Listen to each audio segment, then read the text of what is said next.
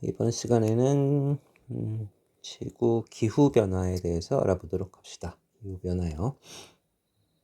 지구의 기후는 왜 변하나? 그런 것부터 해서 어떤 요인들이 있나? 그런 것부터 알아보도록 하죠. 자, 제일 먼저 나온 거는 기후 변화의 원인 해가지고 자연적인 요인, 그리고 쭉 가시면 인위적인 요인. 크게 이제 두 가지로 나눴죠. 그 중에 이제 첫 번째로 나온 게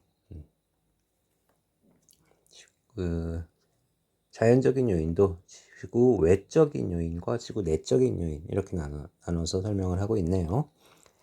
자, 그래서 지구 외적인 요인은 지금 여기 그림에 설명이 잘 되어 있는데 세차 운동, 그다음에 자전축 기울기 변화, 그다음에 공전궤도 이식률 변화, 이 세 가지로 나눠 생각할 수가 있을 것 같아요. 자, 일단 지구에 그 계절이 있잖아요. 계절이 있는데 계절이 왜 생길까? 그거를 먼저 생각을 해보면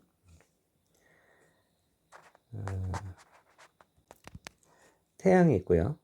태양이 있고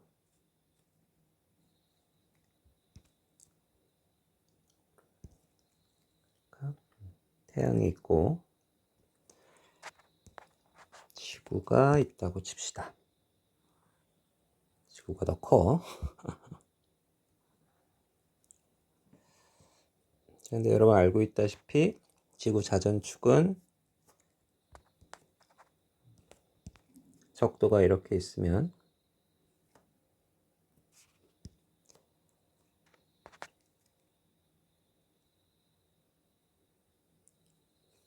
적도가 이렇게 있고 왜 안 될까?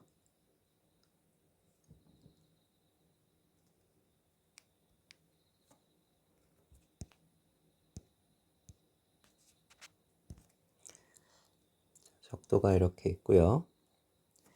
자전축은 23.5도에서 24.5도 기울어져 있다고 그러잖아요. 23.5도 기울어져 있다고 그러죠. 그럼 23.5도라는 숫자가 어디서 나온 거냐면 지구가 태양을 중심으로 해서 공전을 하잖아요. 그래서 공전 궤도 면이 이렇게 있다 그러면 공전 궤도 면이 이렇게 있다 그러면 공전 궤도 면에 수선이랑 그다음에 지구 자전축 사이에 경사가 현재 23.5도 기울어져 있다. 이렇게 얘기를 하는 거예요. 지구 공전 궤도면의 수선과 지구 자전축이 기울어진 각도. 자, 이게 그럼 계절하고 뭔 상관이냐면, 자, 태양 에너지가 여기서부터 이렇게 올 거란 말이죠. 오면은 요만큼을 비추게 돼요. 그럼 지구는 자전을 하면서 계속 바베큐 굽듯이 그렇게 되겠지. 자, 근데 그 중에서 북반구가 태양 에너지를 받는 면적은 요만큼이에요. 남반구는 이만큼을 받게 되죠. 그러니까 여기서 계속 바베큐 돌리듯이 돌리면은 북반구는 요만큼만 계속 에너지를 받게 되고 남반구는 전체가 다 에너지를 받을 뿐더러 이 동네는 어떻게 돼요? 에너지를 끊임없이 계속 받게 되겠지. 그러니까 밤낮이 여기는 밤이 없는 거죠, 밤이. 그래서 지금 이런 상태가 북반구는 겨울이 되는 거고 남반구는 여름이 되는 거죠. 반면에 6개월이 지나서 지구가 공전을 해가지고 이쪽으로 이동을 하게 되면 태양 에너지를 받는 면적은 이렇게 되겠죠. 이렇게. 그러면 그 중에서 북반구가 에너지를 바베큐 돌리듯 돌면서 받는 면적은 이만큼이 되는 거고 많이 받지. 남반구가 받는 면적은 이만큼이 돼요. 그러면 오히려 이제는 북극 주변은 해가 지지 않게 되고 해가 지지 않는 영역이 생기고 남극 주변은 아예 해가 뜨지 않는 거죠. 그러니까 북극하고 남극은 1년에 한 번 해가 뜨고 한 번 해가 지는 거가 되는 거죠.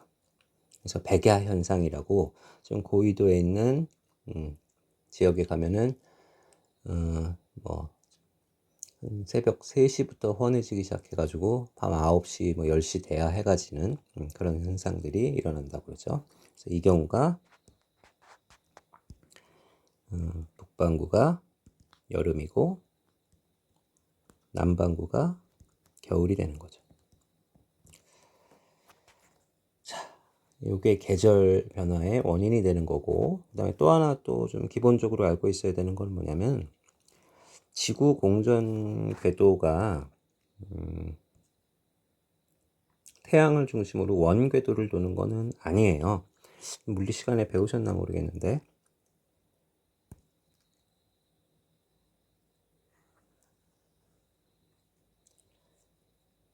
그래서 원이 아니라 타원 궤도죠.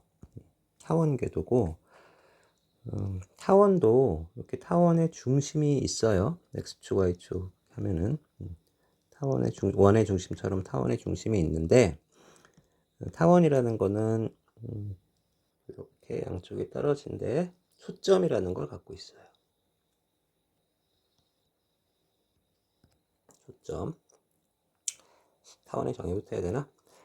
타원의 정의는 이 중심에서 같은 거리에 떨어져 있는 이 두 초점에서부터 그러니까 원의 정의는 뭐야? 원의 정의는 어떤 중심점에서부터 거리가 같은 점들의 집합이잖아요. 타원은 이 두 초점에서부터 거리의 합이 같은 지점들의 집합이에요. 거리의 합이. 자, 그러면 태양이 그러니까 그 행성들이 이렇게 거의 원에 가깝긴 하지만 타원 궤도를 돌고 있는데 태양의 위치가 여기 중심에 있는 게 아니라 타원의 중심에 있는 게 아니라 두 초점 중에 한쪽 위치, 저기 초점 위치에 자리하고 있어요. 그랬을 때 지구가 공전을 하면 이 지점에 왔을 때가 태양에서 가장 가까운 지점이죠. 그래서 근일점이라고 하고요. 그다음에 여기가 제일 먼 지점이죠. 그래서 원일점이라고 불러요.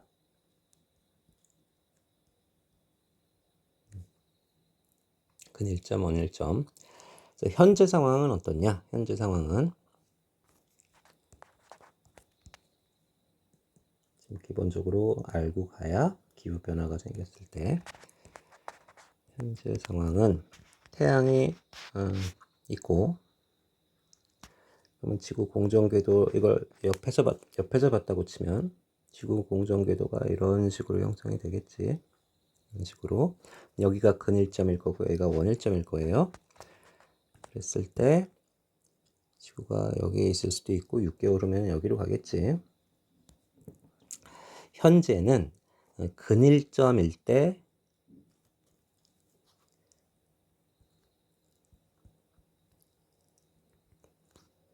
북반구가 겨울이고 남반구가 여름이에요. 그다음에 원일점에 있을 때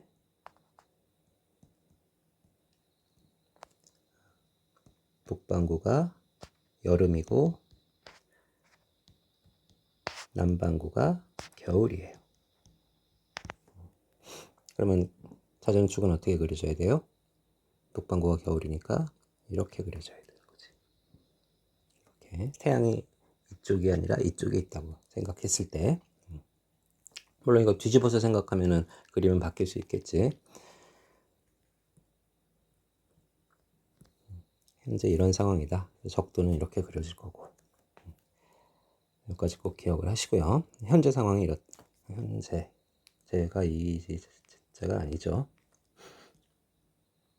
현재 이런 상황이다라는 거. 그래서 근일점이냐 원일점이냐에 따라서 태양으로부터 받는 에너지량은 조금은 차이가 나겠죠. 근데 그것 때문에 계절 변화가 생기는 게 아니라 지구 자전축이 기울어져 있기 때문에 이렇게 평소 그 에너지 받는 양의 차이가 생겨가지고 계절 변화가 생긴다. 그거 꼭 기억하시고요. 그래서 예전에 여러분 선배들하고 수업할 때는 근일점, 원일점부터 얘기를 해주고 계절 변화가 왜 생길까요? 그러면은 근일점일 때 여름이고 원일점일 때 겨울이에요. 이런 얘기 그냥 막 하고 그런 식으로 많이 낚고 그랬는데. 자, 그러면 지구 공전궤도 뭐 태양과의 관계 이런 거에 있어서 계절 어떤 기후 변화가 생기는 거를 세차 운동 첫 번째가, 그다음에 두 번째가 자전축 기울기 변화,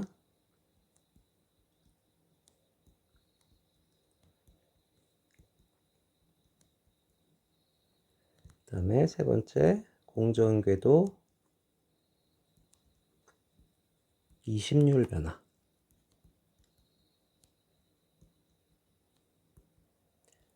이렇게 얘기를 했단 말이죠. 그러면 세차 운동이라는 건 도대체 뭐냐?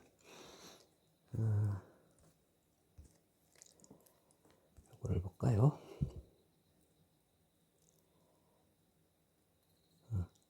지금 이거는 그 자이로스코프라고 하는 건데 이거 아니더라도 여러분 팽이 같은 거 돌려 보셨나? 근데 요즘 팽이들은 뭐 저기가 아니어서 팽이 같은 거 돌려서 근데 팽이가 나중에 힘 빠져서 휘청휘청 거린단 말이죠. 그러면은 이런 식으로 움직이게 되죠. 요게 세차 운동이에요. 요게.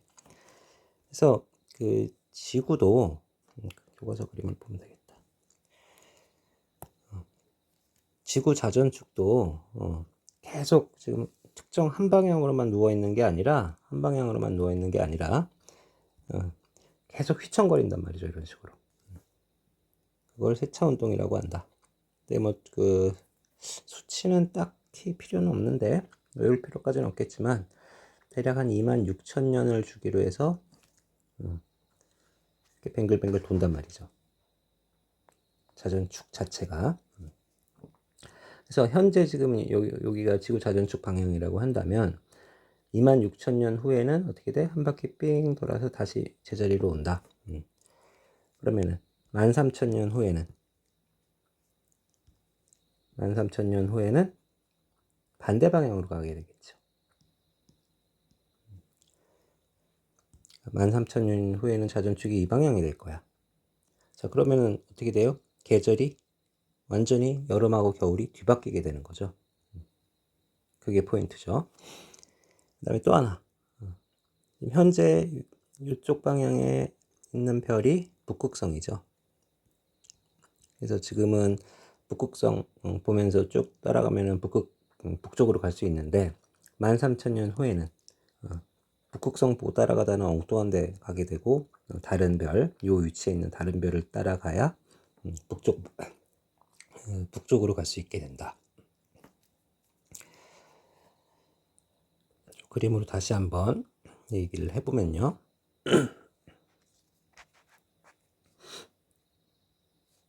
지구가 이렇게 있는데 현재는 태양이 여기 있고요. 태양이 여기 있다고 친다면 현재는 지구 자전축이 이렇게 돼 있다. 그러면은 어때요? 북반구가 여름이고 남반구가 겨울이 되겠네. 근데 13,000년이 지났다.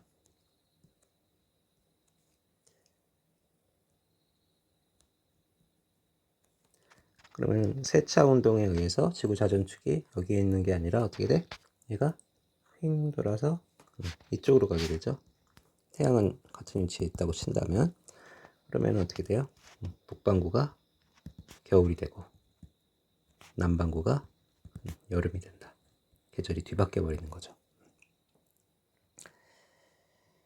자, 그러면 이게 뭐가 문제가 되냐? 자, 현재는 근일점에 있을 때 북반구가 겨울이란 말이야. 북반구에는 대륙이 많으니까는 비열이 작죠. 그러니까 그래서 만약에 햇볕을 그대로 받는다 그러면은 온도가 오르고 내리고 하는 게 더 심하게 오르고 내리고 할 거예요. 반면 남반구는 바다가 많으니까 비열이 높아서 열을 잘 흡수하고 또 천천히 방출하고 조금씩 방출하고 그래서 근일점이기 때문에 남반구에서 그 바다가 많은 남반구에서 태양 에너지를 그래도 좀 많이 받을 때, 가까우면 에너지를 많이 받잖아요. 그랬을 때 남반구 바다 쪽에서 그걸 흡수해 주냐? 흡수해 주니까 조금 더 지구 전체로 봤을 때는 기온 변화가 적겠지. 근데 세차 운동에 의해서 지구 자전축의 방향이 완전히 바뀌어 버리면 13,000년 후에는 어떻게 돼? 근일점에 있을 때 북반구가 여름이 되고 남반구는 겨울이 된단 말이야. 그러면은 대륙이 많은 북반구 쪽에서 에너지를 더 온도 변화가 더 심하게 나타날 거란 말이죠. 그런 걸 생각해 볼 수가 있다. 그래서 세차 운동이 일어나면은 계절이 바뀐다. 그러니까 인류가 13,000년 후까지도 문명을 계속 유지하고 있다면은 지금은 우리 북반구 살고 있는 우리들은 지금은 1월, 12월, 1월, 2월 이따가 겨울인데, 그다음에 호주는 남반구에 있는 호주 같은 나라들은 12월, 1월, 2월 이럴 때가 여름이란 말이에요. 그래서 가끔 TV 보면 요즘은 잘 안 나오는 것 같긴 한데 산타 할아버지가 그 빨간 그 외투 같은 거 두꺼운 옷을 입는 게 정상이잖아요. 그래서 12월에 그렇게 입고 나오는데 호주의 장면을 보여줄 때가 있어요. 뉴스 같은 데서 크리스마스를 즈음 해서. 그러면은 거기는 산타 모자만 쓰고 빨간 수영복 입은 아가씨들이나 청년들이 뛰어노는 모습들을 보여주죠. 그래서 계절이 지금 남반구, 북반구가 서로 반대고 13,000년이 지나면 지금 12월, 1월, 2월이 겨울이 아니라 우리나라를 포함해서 북반구도 7, 8월이 6월, 7월, 8월이 겨울이 된다. 따뜻한 크리스마스 13,000년 더 사시면 더운 크리스마스를 맞이할 수 있게 되는 거죠. 자, 근데 세차운동 예전에는 그래서 그 13,000년 전후 두 가지만 딱딱 물어봤었어요. 계절 변화 확 생기는 거. 근데 이 문제가 자꾸 내고 또 내고 하다 보니까 이제 문제 낼 게 없어서 그런지 요 시기하고 요 시기만 물어보는 게 아니라 그거의 절반이 지났을 때, 4분의 1 지났을 때, 4분의 3 지났을 때도 물어봐. 시험 문제에서. 그래서 여러분들이 꼭 기억하셔야 될 게 뭐냐면은 요 세차 운동의 방향, 요거 꼭 기억하셔야 돼요. 세차 운동의 방향. 그래서 13,000년을 기준으로 두 개만 딱 물어본다 그러면은 요거랑 요거만 딱 기억하시면 되는데 13,000년의 절반이 얼마야? 6,500년? 맞나? 6,500년 후. 그러면은 요 세차운동의 방향을 모르고 있으면, 얘가 자전축이 이렇게 갈지, 이렇게 갈지를 알 수가 없잖아요. 그래서 세차운동의 방향, 요 화살표 방향, 요것도 꼭 기억을 하셔야 문제를 풀 수가 있다. 요즘 나오는 문제들은 요거까지도 물어볼 때도 있다. 꼭 기억을 하시고요. 자, 그 다음에 자전축 기울기 변화 23.5도이지만 얘도 어떻대요? 지우고 가야 되겠네.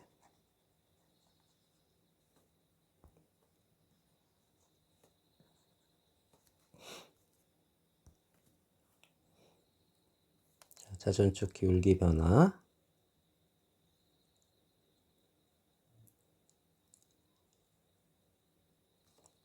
현재 23.5도인데 41,000년을 주기로 21.5도에서 24.5도 이렇게 변한다라고 되어 있죠. 연교차 얘기를 먼저 이건 나중에 할까요? 세차 운동 마저 해야겠다. 자, 연교차 얘기를 해야지. 자, 연교차라는 게 있습니다. 1년 중 가장 온도가 높았을 때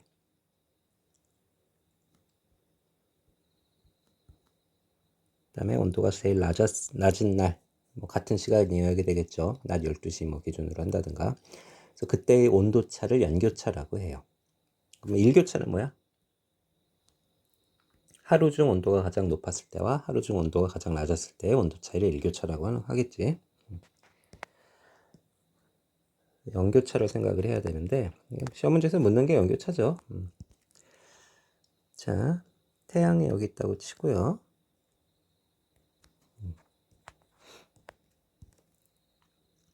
현재는 어떻다고 그랬어? 지구가 이렇게, 그다음에 공전궤도를 옆에서 보면은 지구가 이렇게 근일점에 있을 때가 북반구가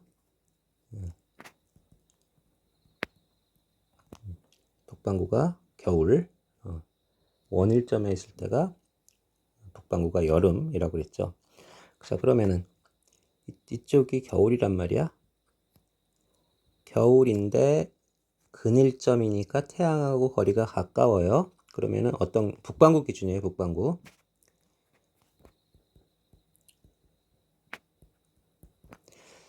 태양하고 거리가 가까워.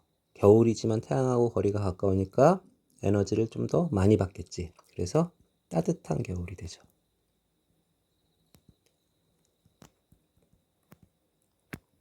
반면에 원일점에 있을 땐 여름이야.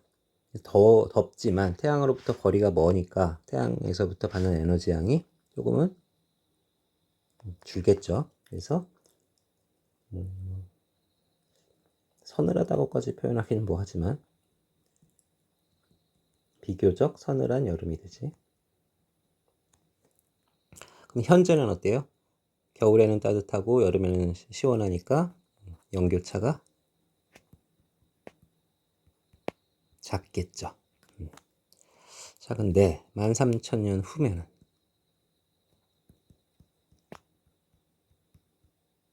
후가 되면 어떻게 돼? 이거는 똑같은데 지구의 자전축이 이렇게 배치가 된다고 그랬죠. 자, 그러면은 이때가 북반구가 여름이 된단 말이야. 이때가 북반구가 겨울이 되고요.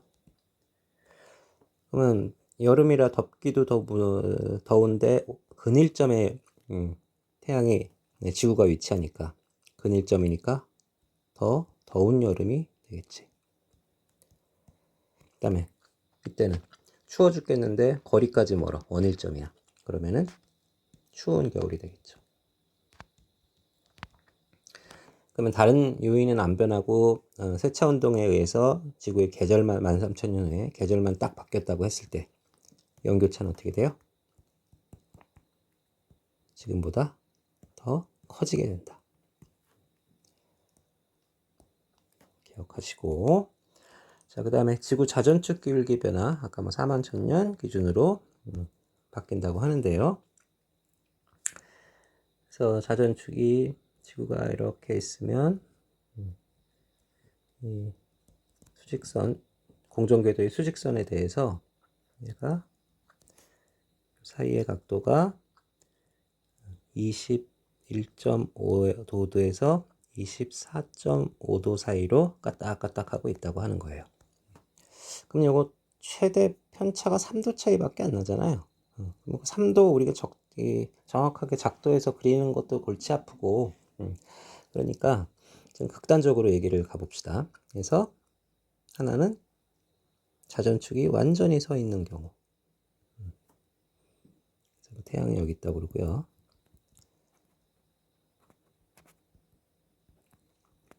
이렇게. 그 다음에 또 하나는 자전축을 완전히 눕혀 봅시다. 자, 이럴 경우에 어때요? 지구가 공전을 해도. 자, 아까 계절 변화가 생기는 이유가 뭐라고 그랬어? 지구 자전축이 기울어져 있었기 때문이었잖아요. 이렇게 되면은 계절 변화 자체가 없겠지. 다시 말해서 연교차가 작겠죠. 반면에 지구 자전축이 완전히 누워있는 경우, 태양이 이렇게 있고 공전궤도가 이렇게 있다고 그랬을 때, 공전궤도는 그리지 말까요? 지구 자전축이 완전히 누워있는 경우, 북반구를 이쪽에 표시를 할게요.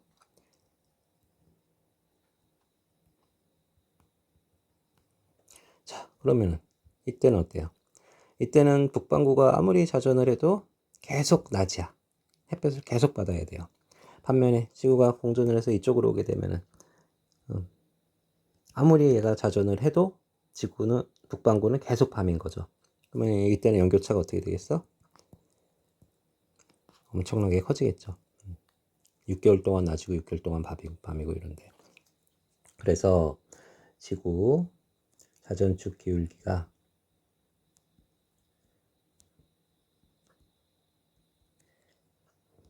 21.5도에서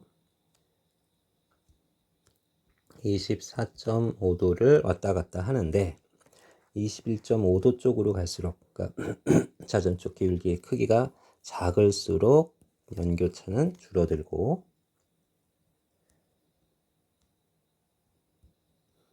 24.5도 쪽으로 갈수록 연교차는 커진다. 이거 꼭 기억하시고 자, 그 다음에 20률 변화예요. 20률 변화. 자, 현재 상황에 20률이라는 건 뭐냐면은 안 보이는데 다 할까요?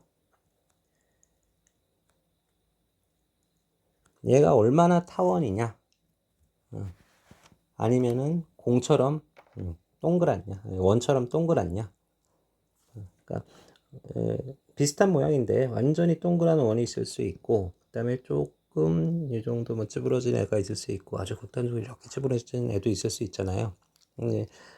얘도 타원인데 얼마나 더도 많이 찌그러졌냐 그걸 표현하는 걸 20률이라고 해요. 그래서 20률 값은 보통 뭐 2자 많이 쓰는 것 같더라고요. 기호 이거는 중요하지 않고 0에서 1 사이의 값을 갖는데 0이면은 원이고요.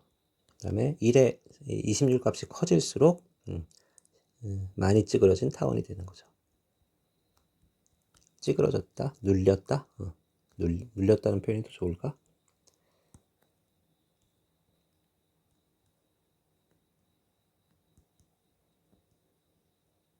이렇게 볼 수가 있다. 그래서 쟤도 좀 변하고 있는데 현재는 어떻냐?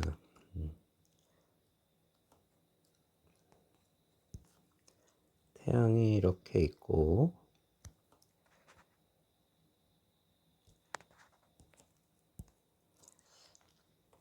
교과서에 맞춰서 그려야지.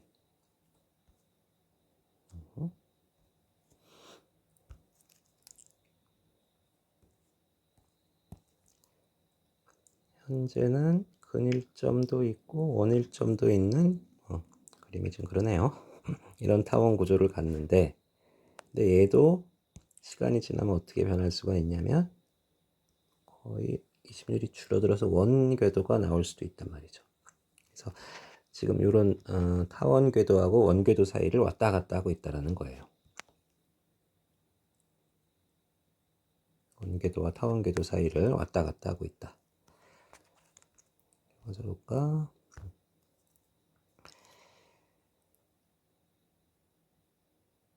현재는 20률이 좀 작아서 원에 가까운 상태다라고 돼 있네. 그래서 10만 년을 주기로 지구 공전궤도 20률이 10만 년을 주기로 원에 가까워졌다. 긴 타원 모양으로 변했다. 왔다 갔다 하고 있다. 자, 그러면 자, 지구가 여기 있을 때 생각을 해보면요. 현재 이쪽이 근일점이잖아요. 근일점이니까 북반구가 겨울이어야 되는 거죠. 그러면 자전축은 이렇게 기울어져 있을 거야. 그러니까 지금 이거를 뭐라 그럴까요? 얘를 1번 경우라고 하고 그 다음에 얘를 2번 경우라고 합시다. 그럼 1번 경우에는 북반구만 얘기할게요. 북반구가 겨울이란 말이에요. 그 다음에 여기로 가면은 북반구가 여름이 되겠지. 자, 근데 이제 또 10만 년이 지나서 5만 년이 지나야겠죠. 그러면은 여기로 이렇게 오게 되죠. 그러면 여기가 겨울인 거는 마찬가지야. 자전축 세차 운동은 고려하지 않고 20률 변화만 고려한다고 하면, 자, 그럼 봅시다. 1번 경우에 비해서 20률이 작을 때에 비해서 클 때에 비해서 20률이 작아지면 태양으로부터 거리가 더 어떻게 돼?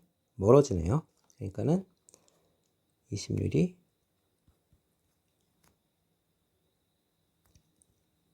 작아지면 겨울은 어떻게 돼? 더 추운 겨울이 되지. 북반구 기준. 그 다음에 20률이 크다가 20률이 작은 쪽으로 이렇게 변하면 북반구 여름은 태양에 더 가까워지니까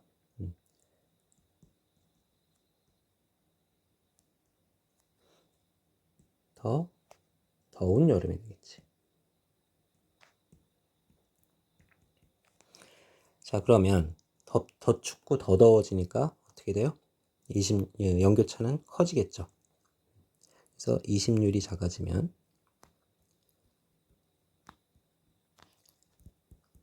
북반구의 연교차는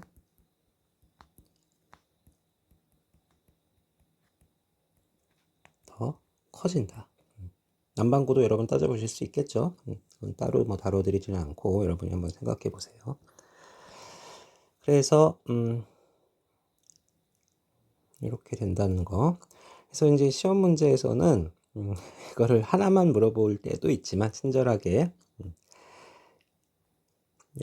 20률과 자전축 기울기 변화를 섞는다든가 아니면 자전축 기울기 변화와 세차 운동을 섞는다든가 세차 운동과 뭐 20률 변화를 두 개를 섞는다든가 이래서 연교차가 어떻게 될까요? 뭐 이렇게 물어보는 문제들이 주로 나가요. 보통은 두 가지를 섞어요. 세 가지까지는 잘 안 섞고. 그래서 사실은 이거 그 핵심 내용은 뭐냐면 그 유고슬라비아였나? 밀란코비치라는 사람이 있어요. 그래서 이 그래프는 그냥 내가 막 그리는 그래프입니다. 이쪽을 연교차라고 칩시다. 그러면 뭐 세차 운동에 의해서 연교차는 커졌다 작아졌다 커졌다 작아졌다 뭐 이럴 수 있겠지. 그 다음에 자전축 기울기 변화에 의해서 연교차가 커졌다 작아졌다 할 수 있겠죠. 그리고 뭐 20률 변화에 의해서 연교차가 커졌다 작아졌다 할 수 있겠지. 그랬을 때 이 세 가지가 다 뭐 위쪽으로 올라갔다. 그럼 연교차는 더 커지는 시너지 효과가 나는 거잖아요. 세 가지가 다 밑으로 내려왔다. 그러면 연교차가 확 작아지는 효과가 날 거고, 그거 주기를 다 계산을 해보니 우연인지 뭐 빙하기 주기하고 맞아 떨어지더라. 이 세 가지 외적인 요소가 빙하기를 일으키는 요소가 될 수도 있다. 그렇게 해놓은 게 사실은 이 내용의 핵심인데, 시험 문제는 뭐 맨날 요거만 물어볼 수는 없잖아요. 시험 문제 나올 때는 상황이 이렇게 돼서 어떤 지구의 외적인 지구 공전에 있어서 혹은 자전축 문제가 어떻게 뭐 기울기가 변한다든가 세차 운동이 일어났다든가 이런 변화가 있을 때 연교차는 어떻게 될까? 그거를 물어보는 문제들이 주로 나가요. 뭐 문제집에 있는 거 하나 풀어보시면 쉽게 이해가 되실 거고, 기회가 있으면 학교에서 한번 같이 풀어보도록 하고요. 그래서 외적인 요인이 있고요. 그 다음에 또 외적인 요인이 뭐가 있냐면 태양 활동이에요. 태양 활동이 흑점수 변화로 유추할 수 있다라고 하는데, 흑점 뭐 태양에 대해서 나중에 따로 배울 수 기회가 있겠지만 태양의 활동이 11년을 주기로 왕성해졌다가 약해졌다가 다시 왕성해졌다 이렇게 돼요. 그럴 때 태양 표면에 이렇게 검은 반점처럼 나타나는 게 흑점인데, 이거 저걸로 생각하시면 돼요. 여드름 같은 거. 그래서 한의학에서 왜 몸에 열이 많으면은 뭐 피부 염증, 특히 뭐 여드름 이런 거 많이 난다고 뭐 그런 얘기 한 번씩 들어보셨는지 모르겠는데, 자, 그래서 얘가 태양의 활동이 11년에 한 번씩 왕성해질 때 흑점이 막 많아진단 말이야. 그러면 태양 활동이 활발하면 지구에 도달하는 에너지 양은 증가하겠죠. 이것도 외적인 요인이고, 자, 그 다음에 지구 내적인 요인, 화산 폭발. 큰 화산이 폭발하면은 화산재가 많이 분출을 해요. 그러면은 성층권에 남아서 태양의 빛을 반사해서 기온을 낮춘다. 그 다음에 이거는 전에도 한번 하지 않았나 싶은데요. 지각 운동에 의해서 이게 지구 지금 판ge가 형성된 그림이죠. 현재고 이거에 의해서도 기후에 영향을 줄 수가 있다. 그거는 좀 생각을 해보면 판ge아가 형성됐다고 칩시다. 그 다음에 대륙 지각들이 이렇게 뿔뿔이 흩어져 있는 경우. 자, 그러면 어떻게 돼요? 얘네들이 지금 4개가 모여서 이렇게 된 거지. 그러면 일단 해류가 이렇게 되면 바로 고위도로 넘어가니까 난류가 아니라 한류성으로 바뀌게 될 확률이 높겠지. 반면에 지금 오른쪽 상태라고 한다면은 난류가 여기저기 많이 갈 수가 있겠죠. 그래서 실제로 그 생물들이 거주하는 게 바다 한가운데가 아니라 대륙 해양 생물들도 대륙 연안이나 아니면 대륙 안에서 동물들 일반적인 우리 포유류들 살든가 이렇게 되잖아요. 이따가 기후가 더 상대적으로 온난할 거고, 그 다음에 지금 이 점섬들이 그럼 결국에 뭐가 돼요? 우리 판고조에서 배웠던 스콕산맥, 에베레스트 산맥처럼 높은 스콕산맥이 되는 거잖아요. 그러면 그만큼 빙하, 내륙 빙하도 더 많이 생길 거고, 그래서 대륙 분포 이런 것들도 기후 변화에 영향을 줄 수가 있다. 그다음에 뭐 인위적인 요인. 지금 뭐 가장 대표적으로 생각할 수 있는 게 온실기체죠. 온실기체. 그다음에 에어로졸을 배출한다. 네, 지금 밑에 읽어보시면 에어로졸이라는 거는 그 저기 뭐 모기약 뿌리면 치식하고 나가는 거잖아요. 분무 상태. 온실기체가 워낙에 잘 알고 계실 거고 에어로졸의 근데 역할은 복사를 산란시키고 응결 핵으로 작용해서 구름의 양을 늘려서 지구 반사율이 증가된다. 그래서 다시 말해서 에어로졸이 많아지면은 기온은 낮아진다. 그 다음에 땅의 상태에 따라서 숲이면은 얘네들이 흡수를 하죠. 식물들이 광합성 하느라고. 그래서 반사율이 좀 낮고, 아스팔트 반사율, 그다음에 콘크리트일 때 반사율, 이런 거에 따라서도, 토양일 때 반사율, 이런 거에 따라서도 반사율이 높아지면은 조금 기온이 낮아지는 효과, 반사율이 높으면은 반사율이 높으면 태양 에너지가 지표에 도달했다가 바로 튕겨 나가는 거니까 기온이 높아지는 효과, 반사율이 낮으면 흡수하니까 기온이 더 높아지는 효과. 그래서 더운 게 태양 에너지를 받아서 근본 원인은 태양 에너지지만 지구에서 우리가 덥다고 느끼는 거는 태양 에너지가 들어왔다가 지구가 흡수를 했다가 적외선 형태로 재방출될 때 그 열 때문에 우리가 더운 걸 느끼는 거거든요. 그래서 이런 인위적인 요인도 기후변화에 영향을 준다. 온실 효과까지 더 했으면 좋겠는데 시간이 너무 길어지게 되겠네요. 온실 효과는 학교에서 만나서 하든가 아니면은 학교에서는 일단은 뭐 심층순환부터 해서 우리 온라인으로 했던 거 다시 한번 복습하고 진도 남아있는 양과 우리 시험 볼 때까지 남아있는 시간 비교해서 그래서 진도는 온라인으로 나가고 저기 뭐지 학교에서는 복습하고 하든가 아니면은 시간이 좀 부족하겠다 싶으면 학교에서도 진도 나가고 온라인으로도 진도 나가고 뭐 이런 식으로 병행하는 방법을 쓰도록 합시다. 그래서 오늘 온실 효과까지 좀 했으면 좋겠는데 좀 아쉽네요. 오늘 수업은 여기서 마치겠습니다.